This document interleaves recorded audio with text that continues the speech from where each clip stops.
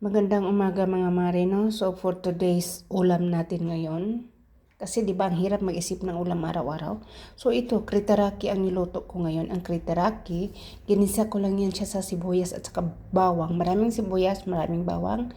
Then, minced meat na pork at saka beef. Hinalo ko siya para hindi masyadong yak-yaki na purong karne na lang.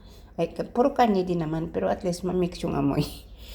Tapos, tomato sauce lang, mas maganda yung fresh. Pero kung wala kayong fresh, bahala kayo sa buhay nyo, kaya malaki na kayo. Oh.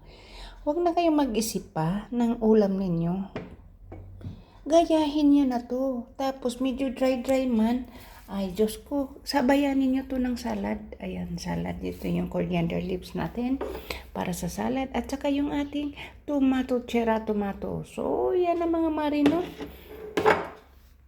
Kritiraki for today's ulam. So, ano pang inaantay nyo? Baboy!